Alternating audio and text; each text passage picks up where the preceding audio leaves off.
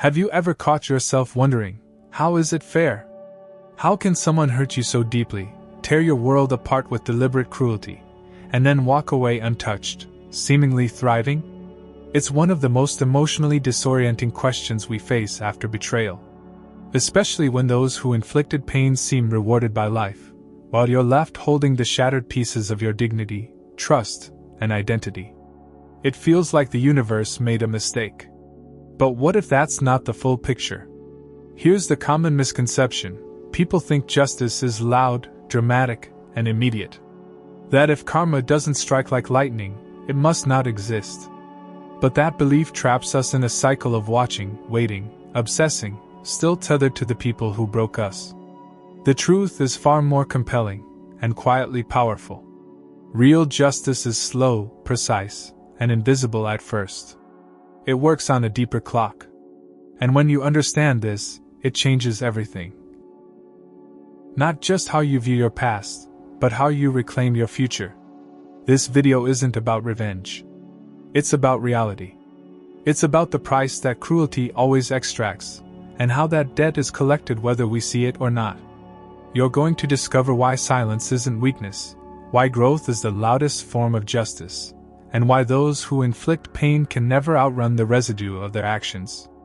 We're going to reframe everything you've believed about justice and healing through a Stoic lens, one rooted in clarity, strength, and resilience. This is Stoicism not as a philosophy to quote, but as a way to live, to endure, to rise. And if you've ever felt unseen, if you've carried the burden of unanswered pain, then what you're about to hear may hit you harder than you expect, in the best way.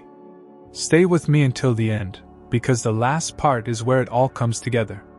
It's where healing becomes transformation. It's where your silence becomes your strength. And their cost? It becomes inevitable. Are you ready? Because once you understand what really happens to those who harm others, you'll never look back the same way again. 1. The hidden collapse: what you don't see from the outside. You see them smiling, don't you? Posting photos, laughing in crowds, achieving things, moving on. And if you're not grounded in truth, if you're not anchored in a deeper understanding of how life and the soul work, you might start to believe they got away with it. That the person who hurt you, degraded you, lied to you, humiliated you, walked away untouched, unpunished, even rewarded. But here's what you must understand if you ever want peace: appearances are the last part of a person to break.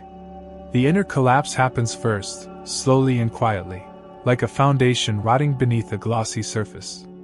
The cost of cruelty begins accruing the moment it is inflicted, not when it is witnessed.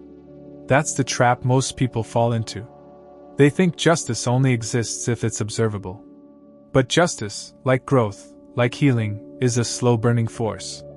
When someone intentionally inflicts pain, not in a moment of weakness, but in a calculated act of emotional or psychological harm, they are not escaping consequence.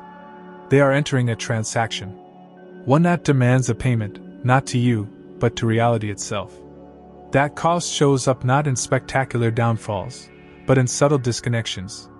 They lose their ability to form deep, trusting bonds. They start to feel restless, detached, unsure of their place in the world.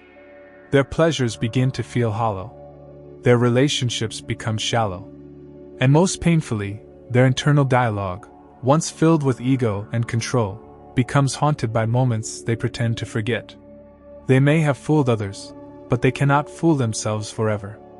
The soul doesn't forget. The nervous system doesn't forget. And the subconscious? That part of us stores every betrayal, every cruelty, every moment of intentional harm as a moral wound that festers over time.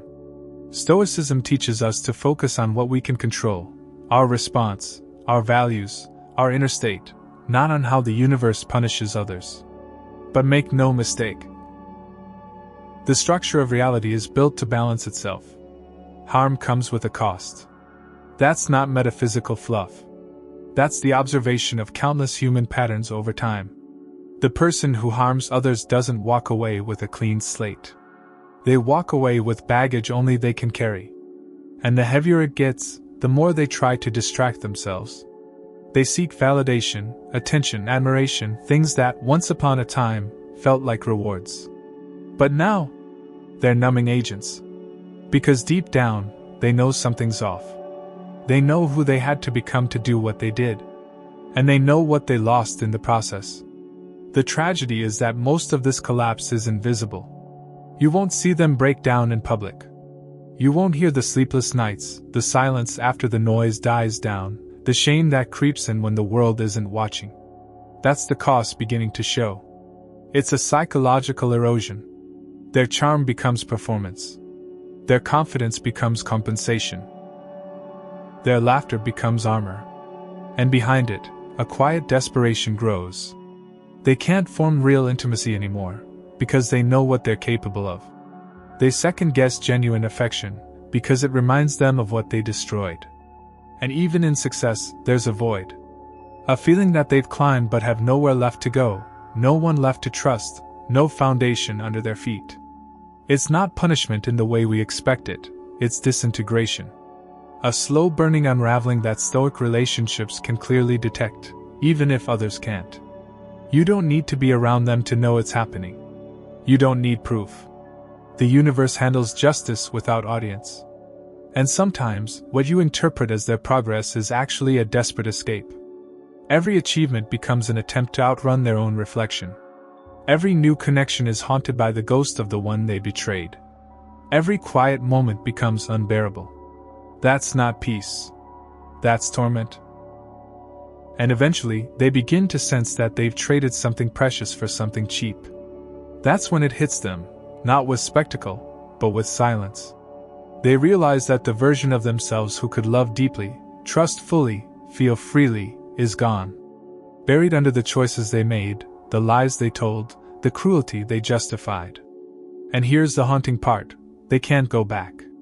They can't reverse the transaction. Because cruelty, when chosen, doesn't just break others. It breaks the person who commits it. That's the hidden collapse. That's the justice you may never witness but must believe in. Stoicism calls us to rise above our need for retribution, not because justice doesn't matter, but because it's already in motion, just not in the way our eyes are trained to see. So when you think they've won, look again. Not at their surface, but at the soul you once knew. The one they've abandoned. The one they can't recover. And understand, your pain was not ignored. It became the weight they now carry. Not all pain screams. Some of it whispers for years, until it breaks a person from the inside out. And that is the real cost. And whether they know it now or later, the debt is being paid. Slowly. Precisely. Inevitably. Just as the Stoics taught, character is destiny. And no mask can cover the erosion of a soul compromised by its own cruelty. 2. The soul remembers how cruelty alters the perpetrator. There's something deeply unnatural about harming another human being on purpose. When someone chooses cruelty, they're not simply making a behavioral error, they're making a moral decision that alters the architecture of their psyche. And though they may walk away with their image intact, their internal world begins to shift in ways they cannot fully comprehend at the time. The soul remembers. Every betrayal, every manipulation, every lie crafted not for survival, but for dominance or pleasure, it leaves a scar, not only on the victim, but on the one who inflicted it. Stoicism doesn't ask us to deny the pain others cause us. It teaches us to understand the consequences of moral failure, even when they aren't immediately visible. Imagine for a moment what it actually requires to betray someone who trusted you. You must override your conscience. You must silence that inner voice that says, "This is wrong," and justify the act with arrogance, resentment, or indifference. But that suppression does not disappear, it embeds itself like a fracture in a pillar. You can build over it, decorate it, mask it, but the weakness is still there, waiting. That's what people don't see about cruelty. It doesn't only damage relationships, it distorts the self. The one who chooses to deceive, to humiliate, to dominate, they become strangers to themselves. And at first, that detachment feels like freedom. But over time, it becomes emptiness. Because once you silence the voice of truth, you no longer have a guide. You're left navigating life with a compass you've corrupted. That's why so many people who cause harm end up lost. They keep chasing stimulation, pleasure, validation, but they feel nothing. Or worse, they feel everything, but can't connect any of it to meaning. Because they know, somewhere inside, they've stepped away from decency. And they begin to fear silence. Because in the quiet, the memories return. Not just of what they did, but who they were when they did it. You cannot pretend to be a good person while doing evil, not without splintering your sense of identity. That splintering grows. It shows up in the inability to trust, to feel secure, to feel grounded in love. It shows up in relationships that feel performative, in friendships that never go deep, in a constant need to control how others see them, because how they see themselves has become unbearable.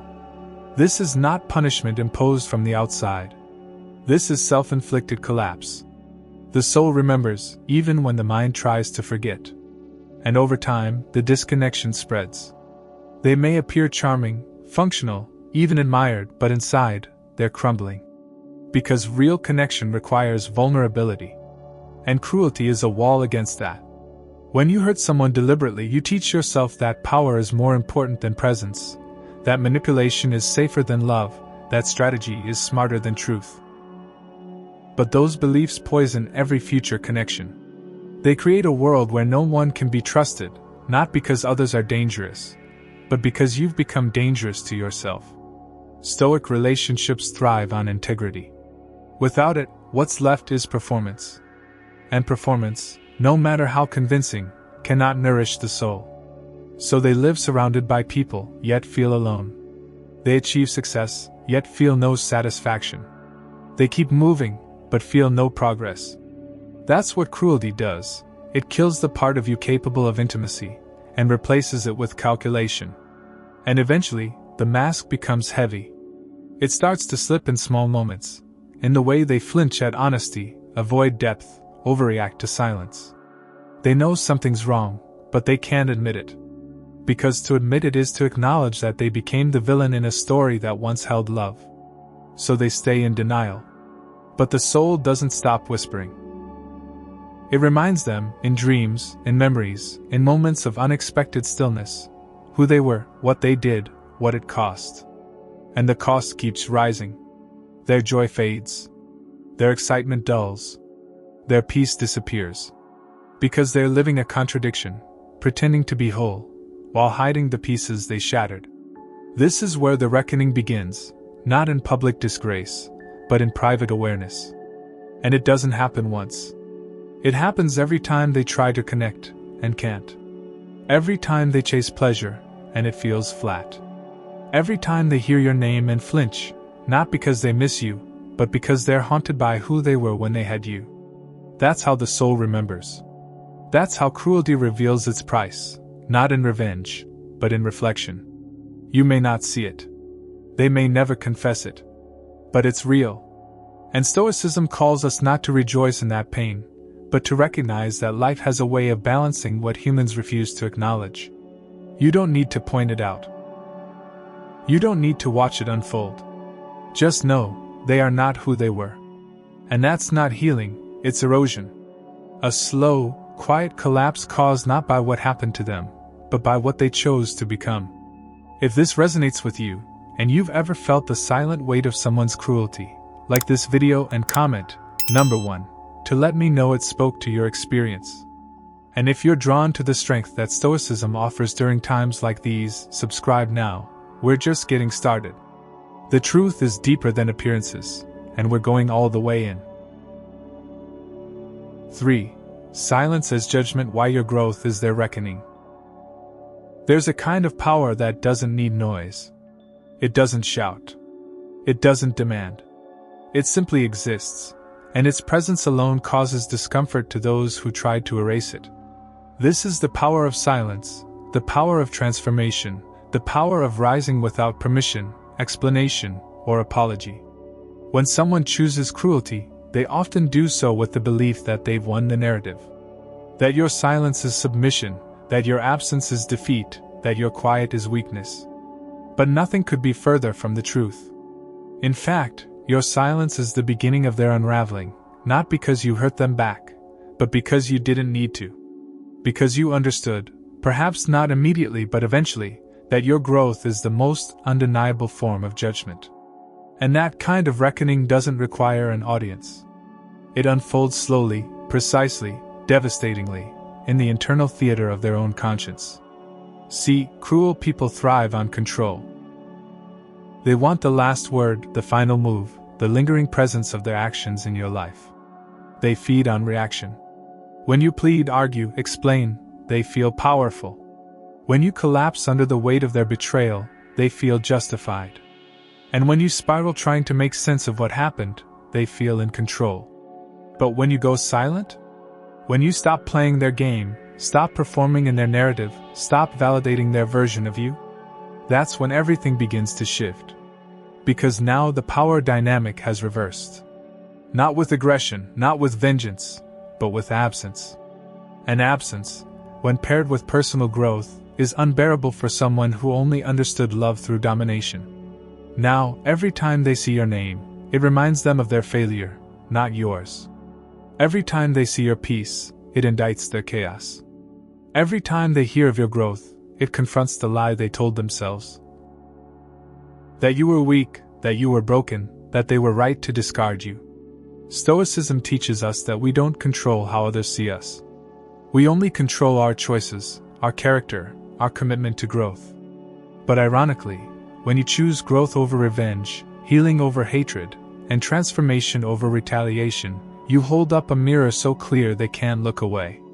That mirror reflects everything they denied: your loyalty, your kindness, your patience, your strength. And in that reflection, they are exposed. Because now, the contrast is brutal. You, calm, grounded, rising. Them, disconnected, restless, fading behind a mask that no longer fits. They may still try to project power. They may still perform happiness. But inside they feel the absence. Your absence. Not just of your presence, but of what you represented, the last chance at something real. And they didn't just lose it. They destroyed it. You didn't slam the door. You simply walked through it and kept walking. And now the silence left behind? It's screaming. It's echoing through every shallow interaction they tried to force. Through every relationship that lacks the depth you once offered. Through every success that feels oddly hollow. Because you're no longer watching. You're no longer available to be reminded, manipulated, or blamed. You've removed the mirror, and all they have left is their own distorted reflection. This is why your growth matters. Not because it punishes them, but because it reveals them. It reveals the truth they tried to bury. That you were never fragile. You were wounded. There's a difference. Fragility breaks permanently. Wounds, however, can heal. And when they do, they grow back stronger, thicker, wiser. That's what you've done. You've healed. And now your very existence becomes a contradiction to the story they crafted about you. They said you were unstable. But now you're composed. They said you were needy. But now you're self-sufficient. They said you were replaceable. But now every replacement feels like an echo, never the source. Your journey, whether you know it or not, has become a testament to everything they refuse to acknowledge in themselves.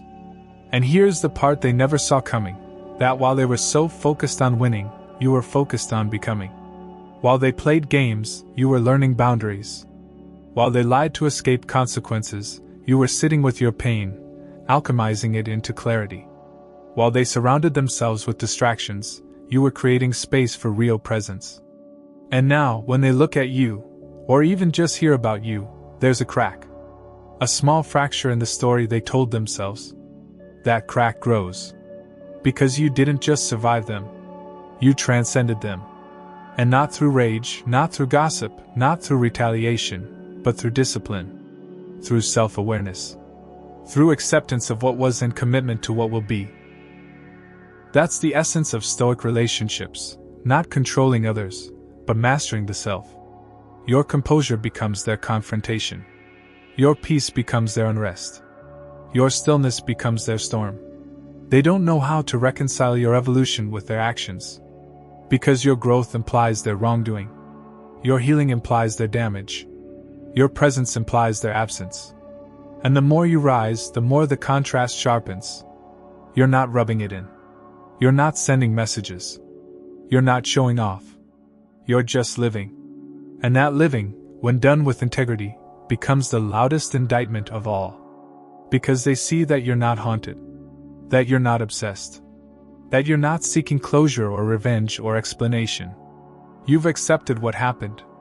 You've integrated the pain. You've carried the lesson forward. And in doing so, you've become untouchable. Not invincible. Not unfeeling. But untouchable in the sense that your peace no longer depends on their acknowledgement. Your worth no longer hinges on their validation. Your future no longer needs their presence. That's terrifying to someone who thought they broke you.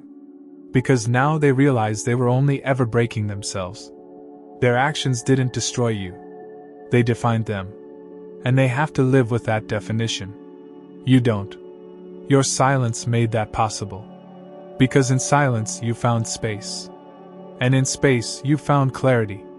And in clarity you found the strength to rebuild, not in opposition to them, but in alignment with yourself. That's what Stoicism offers us, not passive acceptance, but empowered response. And your empowered response, your refusal to stay small, to stay bitter, to stay stuck, that's the judgment they never anticipated. Because now they see it everywhere. In the way people respond to you. In the way you carry yourself. In the way your life no longer bends toward pain, but toward purpose. And though they may never admit it, they feel the loss. Deeply. Not because you're gone. But because you're gone and better. Because the version of you they tried to break now exists beyond their reach. And that absence? It haunts them. Not as a punishment. But as proof. Proof that they never held the power they thought they did. Proof that cruelty doesn't create strength, it exposes weakness. Proof that those who try to destroy often end up diminished. And those who endure? They rise. Quietly. Steadily. Completely. This is the kind of reckoning you never have to deliver. Life handles it. And your only role is to keep becoming. Because every step forward you take is a reminder that the cost of their cruelty is not your destruction. It's your evolution. And in that contrast, their soul trembles. 4. The illusion of escape. Why they can't outrun themselves. They run. That's the first instinct after cruelty has been committed without accountability. Run faster, speak louder, build bigger, smile wider. From the outside, it might even look like they've succeeded. New job, new partner, new circle, new image. But underneath it all, there's something rotting. Because no matter how far they go, they can't outrun themselves. They may fool others for a while, maybe even you, but the illusion eventually cracks, and when it does, it's not just their reputation at risk, it's their soul. See, the nervous system keeps score. The psyche remembers everything. Every time they lied to protect themselves, every moment they humiliated you with a smirk, every word they used to manipulate and confuse, it all got recorded, not in some cosmic ledger, but in their own subconscious. And while they try to run from the wreckage, while they try to cloak their past in fresh beginnings and polished veneers, the weight of who they've become never leaves. Stoicism reminds us that the external world is never the measure of a person's peace. Inner harmony is. And cruelty is an act of internal dissonance, one that may not show up in the mirror, but eventually shows up in the quiet. In the stillness. In the moments when there's no one left to impress, and no stage left to perform on. That's when the memories return. Not as stories, but as shame. That's when the cost begins to surface. Because cruelty is not just what they did to you. It's what they did to themselves in the process. They broke their own compass. They replaced intimacy with strategy. They convinced themselves that dominance was power. But all they really did was exile themselves from authenticity. From connection. From peace. And you can't build a joyful life from that. You can't construct a meaningful existence on a foundation of broken spirits and suppressed guilt. Eventually, the internal contradictions become too loud to ignore. They manifest as anxiety, as chronic dissatisfaction, as the feeling that something's off even when everything seems perfect. They try to drown it with noise, busyness, new lovers, parties, distractions, but still it hums beneath the surface, a dull ache of something lost, something unresolved. They may say they're happy. They may even believe it for a while. But the soul knows. And the soul will not let them forget. That's the real illusion, thinking that if they just go faster, farther, louder, they can escape the truth.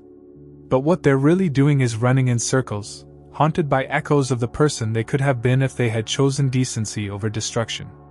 And the irony? The faster they run, the more obvious the hollowness becomes. Because performance can't replace peace. Charm can't replace conscience. And reinvention can't replace reconciliation. They're haunted not just by what they did to you, but by what they gave up inside themselves to do it. That's the torment. That's the cost. Because they didn't just burn the bridge to you.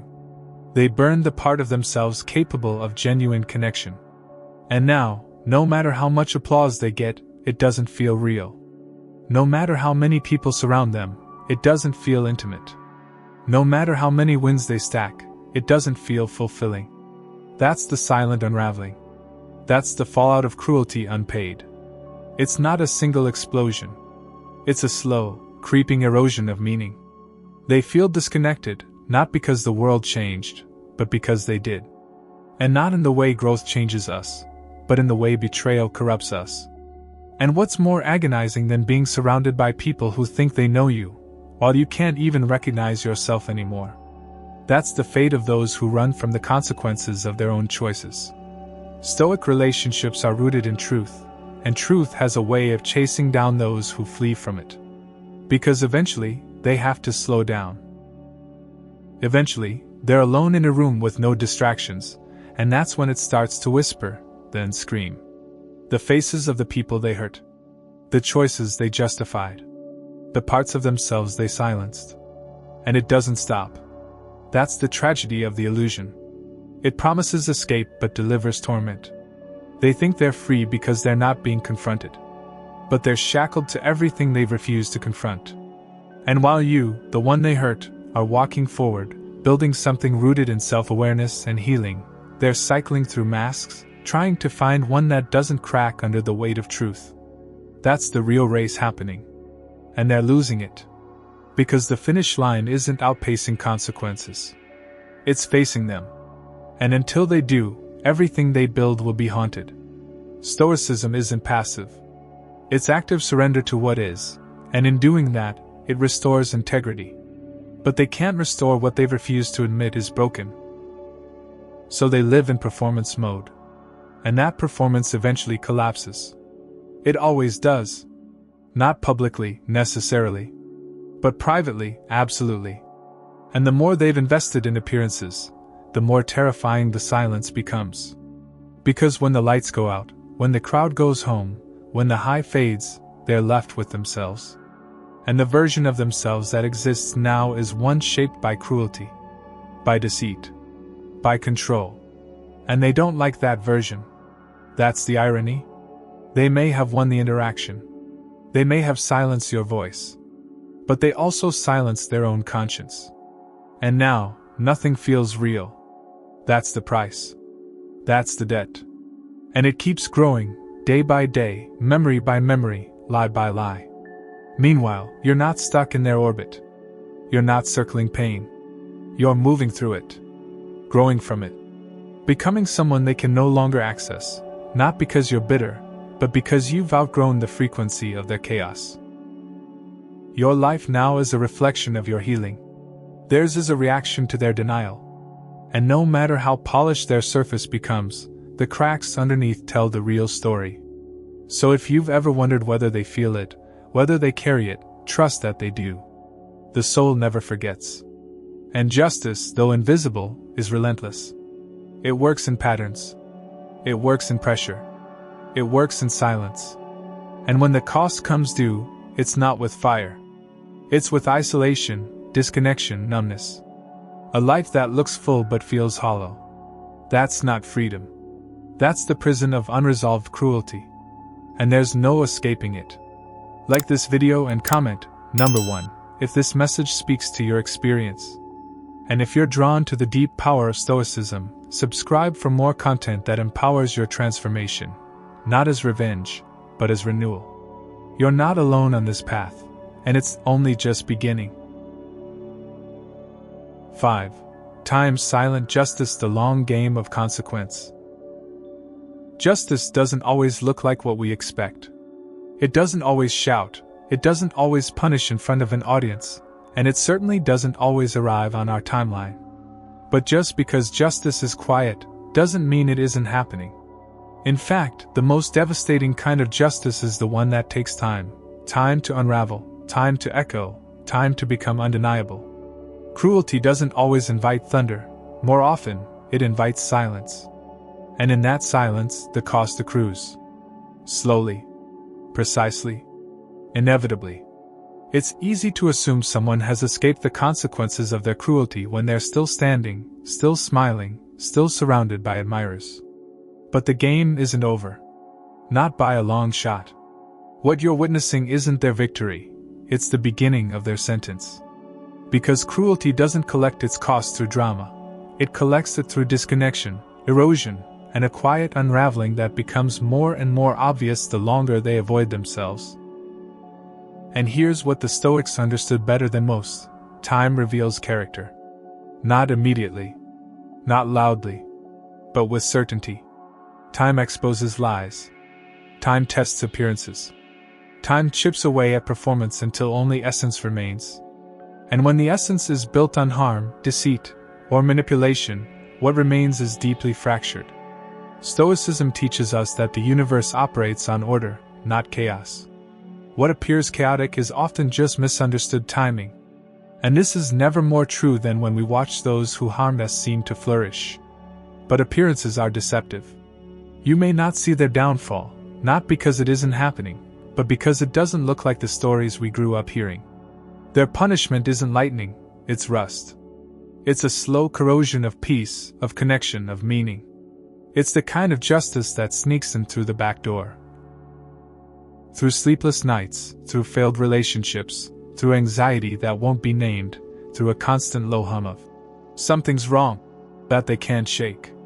That's how cruelty catches up. That's how justice arrives. Not as a spectacle, but as a sentence they serve quietly every day. And you don't have to wait for it. You don't have to watch for it.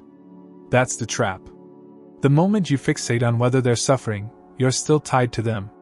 You're still tethered to the pain. And the essence of Stoicism is this: we are not made to control the actions of others, only the integrity of our own soul.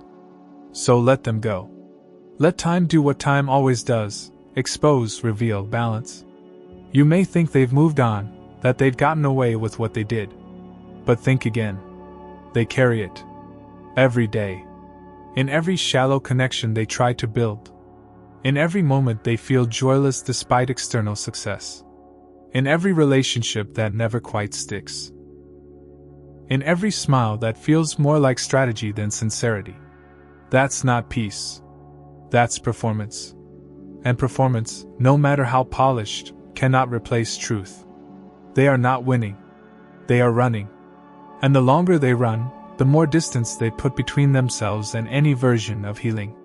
That's not a life. That's a sentence. A slow-burning reckoning that no one else sees, but they feel it. Deep in their chest. In their gut. In the nights when sleep doesn't come and the past rushes in. In the mornings when motivation is absent, even though everything looks right on the surface. That's the price of unresolved cruelty. That's the long game of consequence. It doesn't break them all at once. It wears them down. It removes color from joy, warmth from intimacy, rest from quiet. And it leaves them empty. Not just of others, but of themselves. Because to choose cruelty is to step away from your own essence. And the further they walk from it, the less they recognize their own face in the mirror. They become hollow. Not instantly, but eventually. And by the time they notice, it's too late. They'd burned too many bridges, alienated too many genuine people, and replace too many truths with stories that no longer hold weight. And this isn't just theory. This is observable. Look at those who've made cruelty a pattern. Look past the filters, the followers, the show. There's always a heaviness, a disconnect, a void. And that void? That's time's justice doing its work.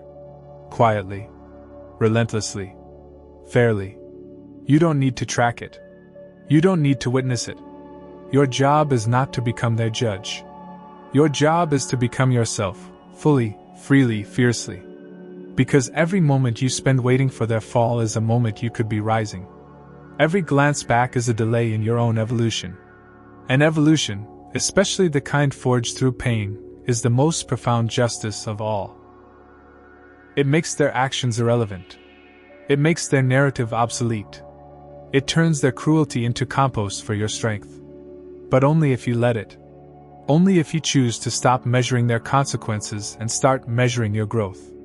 Because while they are trapped in cycles of avoidance, you are moving in cycles of awakening. You are becoming. And that becoming? That's the clock they can't outrun. That's the sound that haunts them, not because it punishes them directly, but because it reminds them of what they lost, what they gave up, who they could have been.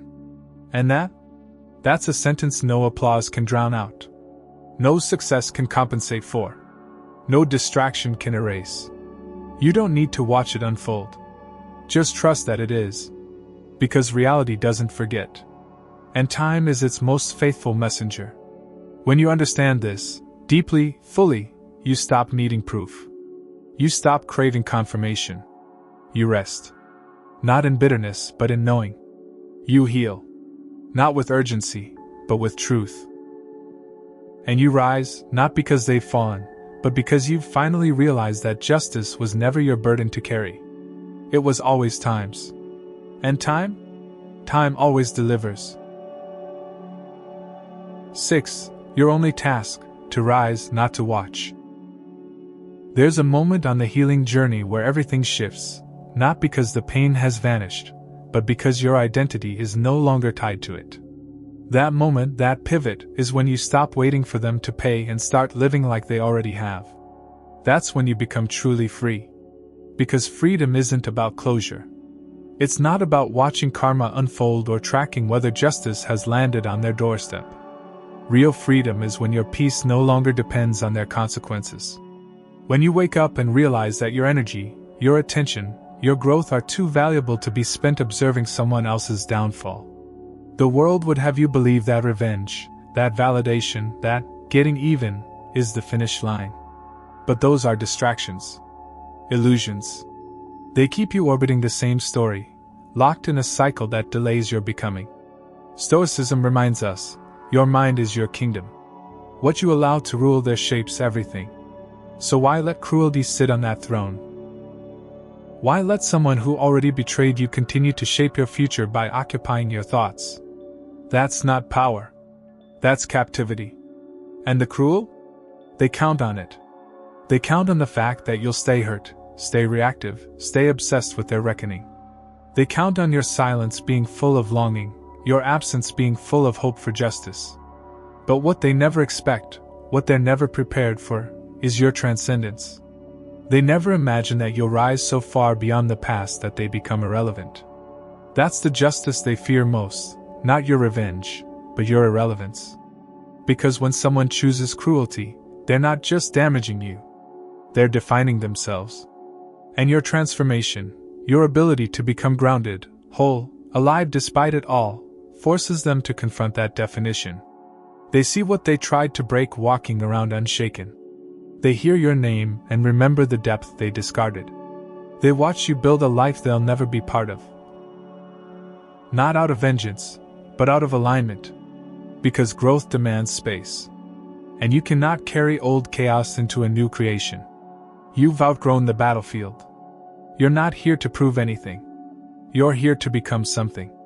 And that something is forged not by watching the past collapse, but by building a future it can't reach. Your only task, your sacred task, is to rise. Not to watch. Not to track. Not to tally. But to rise. Because every time you check their life for signs of suffering, you shrink. Every time you wonder if they miss you, you pause your own healing. Every time you hope they're haunted by regret, you tether yourself to pain. That's not healing. That's hesitation. And hesitation is the enemy of transformation. Let them carry their choices. Let life deliver what life always delivers, balance. Your job is to stay on your path. To keep walking through the fire, not for spectacle, but for substance. Because the fire that once burned you is now refining you. Every lesson you learned, every scar you wear, every tear you shed, that wasn't in vain. It was the cost of your rebirth. And now, as you stand taller, stronger, quieter, more sure of who you are, you realize something profound. They were never your measuring stick. They were never the point. You are. Your peace is. Your becoming is. That's the final step of healing, not just surviving what they did, but outgrowing the need for them to suffer because of it. That's the step that turns pain into power, betrayal into wisdom, loss into clarity. You're not here to be vindicated by their regret. You're here to be liberated by your growth. So let them go, not kindly, not bitterly, but completely. Let the story end without a final scene. Let their chapter close without applause. You don't need to write their ending. You're too busy writing your next beginning. And in that space, in that forward momentum, you'll find something far greater than justice. You'll find peace. Peace not because they were punished, but because you were transformed. And when people see you now, calm, composed, clear, they'll feel the truth. You didn't just move on. You leveled up. And that version of you? That elevated, intentional, grounded version? That's the person they never saw coming. That's the version they never get to meet. And that's the real reckoning. Not public disgrace. Not downfall. But exclusion from everything beautiful you're becoming. Because you don't heal to show them what they lost. You heal to become who you were always meant to be. And in that becoming, you leave behind every hand that tried to pull you down. That's what Stoicism looks like in practice. Not a cold denial of feeling, but a fierce commitment to what truly matters. And what matters isn't their suffering. It's your rising. So let them go with clarity. Let yourself rise with purpose. And let time, let life, let their own conscience handle the rest. If this speaks to your soul, if it reminds you of the quiet power you've always held deep down, like this video and comment, number 1, below. Subscribe to join this journey of healing, growth, and grounded clarity. This is just the beginning. And your future? It's too massive to waste on shadows. There comes a time in the story of healing when you finally stop looking over your shoulder, not because you've forgotten what happened, but because what lies ahead has become more compelling than what's behind. That's the threshold where true freedom begins. Not the kind of freedom that pretends the pain never existed, but the kind that integrates it so completely that it no longer defines you. And that, more than any apology, any justice, any acknowledgement, is what healing was always about, the return to yourself. In the beginning, it's tempting to wait for signs that they're suffering. That somehow, the universe has tallied every insult, every betrayal, every manipulation, and will deliver a reckoning loud enough for the world to hear. You may imagine them waking up in regret, haunted by the echo of your absence, tormented by the very truth they once denied. And maybe, for a time, those visions soothe something in you. Maybe they feel like justice. But eventually you grow out of needing them. Not because the pain wasn't real, but because you've realized something deeper. Watching them suffer won't restore what they destroyed. It won't return the trust, the innocence, the love that was compromised. And it won't give you back the days you spent second-guessing your worth. What it might give you, briefly, is a flicker of superiority. A moment of imagined victory. But that fades. And when it does, you'll still be left with the same task, to rebuild yourself. To reclaim your voice. To choose your peace. And that can never come from looking outward. It can only come from within. That's the path Stoicism illuminates, not the cold detachment people often mistake it for, but a radical form of internal clarity. A grounded kind of strength that doesn't seek to punish but to persevere. A way of living where your peace is no longer on the line every time someone else chooses chaos. That's what you've been cultivating all along. Through the nights you cried but didn't call. Through the moments you wanted to explain but didn't. Through the days you kept showing up for yourself even when no one else did. Every silent decision, every uncelebrated step forward, every boundary you enforced without applause, those were acts of reclamation. Not loud, not dramatic, but real. And real healing doesn't announce itself. It just changes you. It shifts the way you respond, the way you speak, the way you hold space for your own soul. It changes your appetite for chaos, your tolerance for dishonesty, your definition of love. Suddenly, what once pulled you in begins to repel you. What once thrilled you now feels toxic. What once felt like home now reveals itself as a house built on broken trust. And as that awareness deepens, so does your capacity to let go, not just of the person, but of the story. Because that's what lingers longest, isn't it? Not them, but the narrative. The belief that something was unfinished, that something still needed closure. But here's the quiet truth: closure is not a moment. It's a decision. A decision to stop asking why someone chose to wound you, and to start asking what that wound is now teaching you. It's the choice to stop seeking meaning in someone else's betrayal and start building meaning from your own resilience. And it's the commitment to live your life not as a reaction to their cruelty, but as a reflection of your own character. That's the highest justice, not their pain, but your power. Not their regret, but your rebirth. And it doesn't come with fanfare. It comes with a deeper breath, a calmer heartbeat, a day where you don't think about them at all. It comes when the weight finally lifts, not because they said sorry, but because you stopped needing them to. That's when you know you've crossed into a new chapter. A chapter not co-authored by pain, but led by purpose. Where your energy goes into creation, not correction. Where your boundaries are firm not because you're afraid, but because you're free. Where your silence isn't hiding a storm, but housing a sanctuary.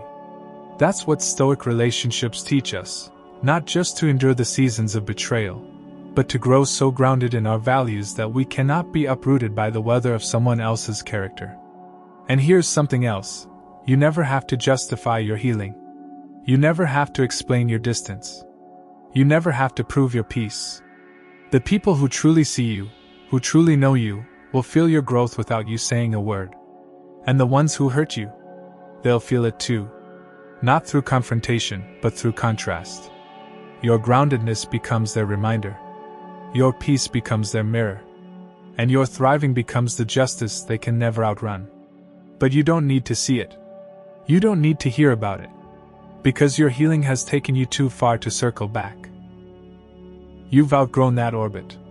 You've transcended the need to monitor their descent. And in doing so, you've become someone they can never reach again. Not because you've hidden, but because you've elevated. Your light no longer fits in the shadows they chose.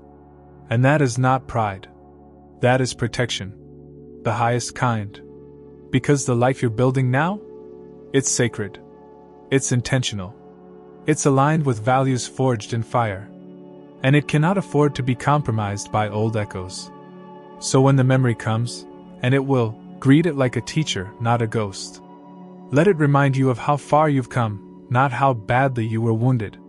Let it remind you that every time you stayed silent, every time you walked away, every time you chose your dignity over your desire to be understood, you were rising. And that rise? It wasn't about revenge. It was about return. A return to yourself. A return to the kind of life their cruelty could never sustain. Because let's be clear, cruelty doesn't create. It destroys. It burns bridges, severs connections, and replaces vulnerability with fear. But you're a builder now. Not of walls, but of foundations. Not of facades, but of futures. And what you're building is too expansive to be dimmed by someone who mistook your love for weakness. That's the final lesson. Not that they hurt you, but that you healed. Not that they failed you, but that you refused to fail yourself. Not that they lost you, but that you found yourself in the process. So carry that truth forward. Let it anchor you when the world feels uncertain. Let it remind you that your healing isn't about them. It's about you. Your clarity. Your boundaries. Your peace. Your purpose. And as you walk into the life you were meant to live, do so without the weight of needing anyone to suffer for it.